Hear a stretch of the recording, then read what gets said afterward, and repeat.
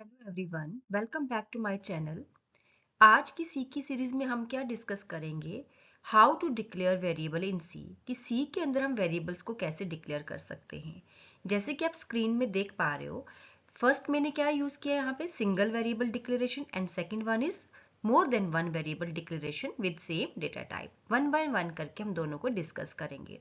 First हम लेंगे single variable declaration. जब आपने एक ही वेरिएबल को डिक्लेयर करना है तो उसके लिए हमें क्या, कैसे उसका सिंटेक्स यूज करना है। फर्स्ट हम डेटा टाइप देंगे, देन फिर वेरिएबल का नाम देंगे। वेरिएबल का नाम हमेशा हम लोग अल्फाबेट से ही स्टार्ट करेंगे इन सी में।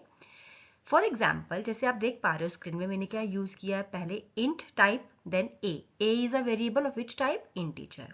नेक्स्ट आप एग्जाम्पल देख सकते हो, मैंने फ्लोट और एक्स लिखा है। X is a variable and float is a data type. Next one, char and y. Y is a variable, char is a data type. Double z.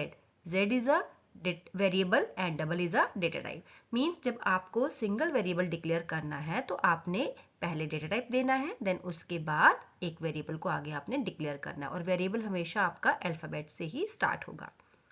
Second, आपने same type के अंदर एक से ज़्यादा जब वेरिएबल को डिक्लेयर करना है, देन उसका सिंटेक्स कैसा रहेगा आप स्क्रीन पे देख पा रहे हैं।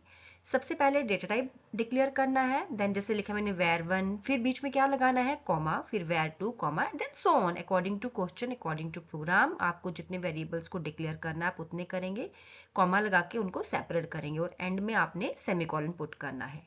फॉर एग्जाम्पल, फर्स्ट मैंने क्या यूज किया, इंट, फिर A comma B comma C and semicolon. अब ऐसा नहीं है कि एबीसी की सीरीज के अकॉर्डिंग ही आपने वेरिएबल डिक्लेयर करने, अल्फाबेट ए टू जेड में से कोई भी आप वेरिएबल का नाम यूज कर सकते हो।